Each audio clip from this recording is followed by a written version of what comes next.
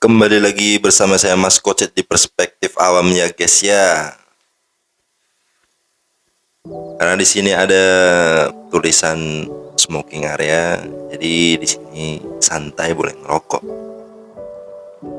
Ngomongin masalah rokok di Indonesia adalah hal umum. Terdapat sekitar 57 juta perokok di Indonesia. Di antara masyarakat Indonesia, 63% dari pria dan 5% dari wanita dikabarkan adalah perokok. Total 34% dari populasi, 88% perokok Indonesia menggunakan kretek rasa cengkeh.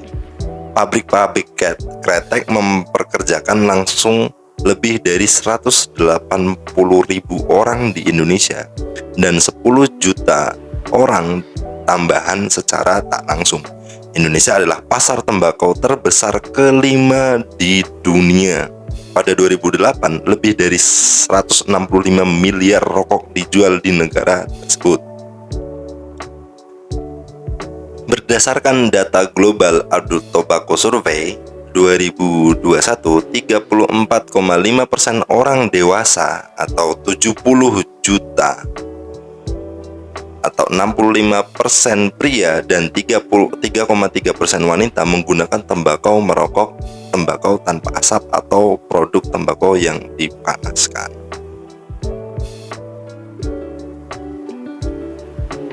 WHO menyebut 22% perempuan di negara maju, 22% di negara maju dan 9% di negara berkembang rutin merokok setiap hari. Data kematian dini perempuan yang diakibatkan oleh rokok di Indonesia juga terbilang tinggi. Jadi itu adalah fakta-fakta menarik tentang rokok di Indonesia dan di dunia. Jadi 22% perempuan di negara maju itu merokok dan 9% di negara berkembang itu yang merokok. Jadi ada perbedaan antara 9 sama 22% untuk perempuan. Jadi kan kalau di negara kita, apalagi di lingkungan kita yang masih daerah gitu loh, apalagi di kampung-kampung kayak gitu kan, ya seumpama merokok itu identik dengan lelaki, dengan kaum Adam kayak gitu. Tapi ketika ada seorang cewek merokok, itu konotasinya itu langsung ke wanita nakal atau ke wanita malam kayak gitu. Jadi itu adalah paradigma yang agak-agak saya pertanyakan sebenarnya dalam benak saya pribadi. Karena dulu pas masih belum nikah, saya sudah siap-siap atau udah kayak seumpama karena saya itu perokok berat. Jadi kalau seumpama istriku kelak akan merokok juga saya perbolehkan. Tapi kalau tidak saat hamil atau menyusui. Kalau dalam keadaan hamil atau menyusui, tentu saya larang. Tapi ketika tidak di antara keduanya, kayaknya akan saya bebaskan untuk merokok. Kenapa? Mungkin pemikiran ini tidak populer di masyarakat. Tapi memang karena ini mungkin pengaruh dari 10 tahun saya bekerja di negara yang terbilang maju, di mana memang perbedaannya itu 22% perempuan di negara maju dan 9% di negara berkembang rutin merokok setiap hari. Dari 9 sampai 22% itu kan perbedaannya 2 kali lipat lebih. Kenapa? Bukan hanya karena aspek tersebut maju atau tidak majunya, tapi kalau daging babi itu haram, itu entah cowok entah cewek haram aja. Kalau seumpama rokok ini diharamkan untuk cewek, sebenarnya bukan diharamkan untuk cewek, tapi kayak lelaki itu lebih superior untuk membuat suatu komunitas dalam tanda kutip. Jadi judgement ini ketika ada cewek ngerokok itu cowok auto kepikiran bahwa cewek ini cewek yang kurang dari segi kebaikan apalah, karena pasti dikiranya ini cewek gampangan atau cewek liar atau cewek nakal. Sedangkan cowok mau ngerokok dari SD juga nggak akan ada perspektif orang yang bilang bahwa cowok ini cowok nakal kayak gitu. Itu kan sesuatu yang tidak adil. Dan di kalangan Indonesia ini, kalau di kota-kota besar kayak gitu udah lumayan progresif, karena orang kota itu selalu progresif tentang pemikiran atau kemajuan zaman.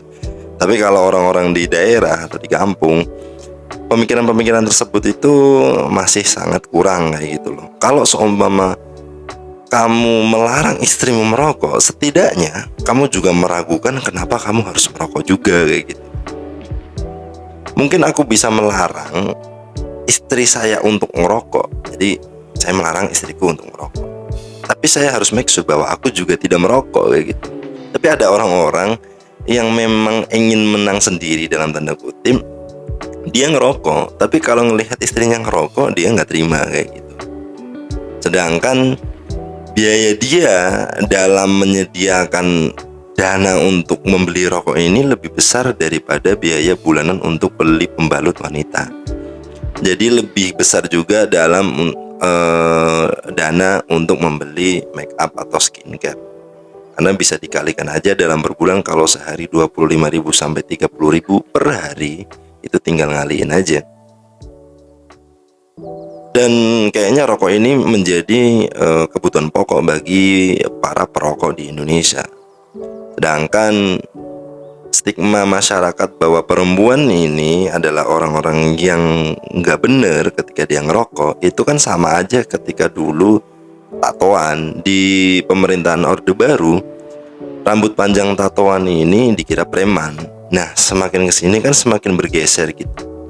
Semakin bergeser pemikiran bahwa tatoan dan rambut panjang itu tidak selalu preman, karena tatoan itu lebih ke seni gitu. Jadi pemain sepak bola, musisi atau artis segala macam itu udah tatoan dan tidak identik lagi dengan preman. Dan rambut panjang ini kalau ke fakultas kesenian di kampus-kampus besar di Indonesia atau kampus-kampus swasta atau negeri, itu kebanyakan anak-anak seni itu rambut panjang. Dan itu tidak langsung dikonotasikan sebagai preman. Kalau dulu di zaman Orde Baru itu udah pasti gampang banget, karena ada suatu pengkotak-kotakan kayak gitu dari gaya, dari stylenya dia berpenampilan juga kayak gitu. Nah, tapi kalau masalah rokok kayak gini, kalau seumpama mengharamkan rokok untuk wanita atau kita tabu melihat wanita ngerokok, setidaknya kita juga tabu kenapa kita melarang sedangkan kita ngerokok juga gitu. Itu lucu.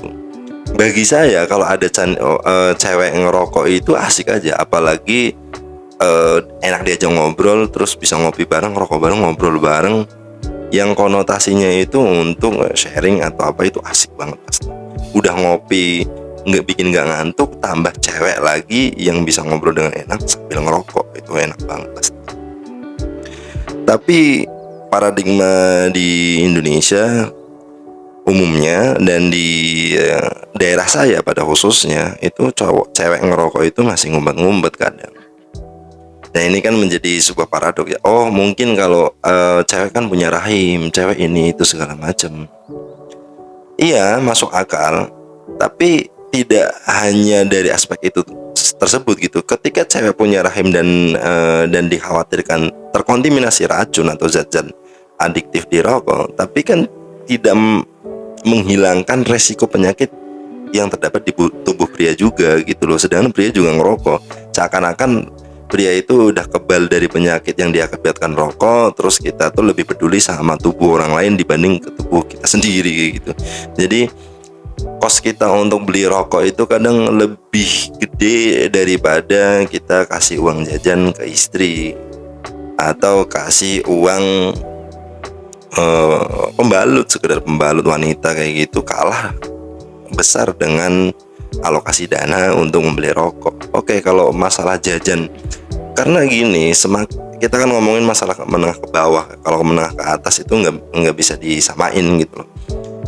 Maksudnya kalau di negara maju kan udah 22% karena orangnya progresif. Kalau negara maju karena masyarakatnya maju juga, tapi perempuannya juga 22% itu ngerokok dan 9% di negara kita. Jadi 9 ke 22 aja udah 13%, selisihnya itu udah 13%.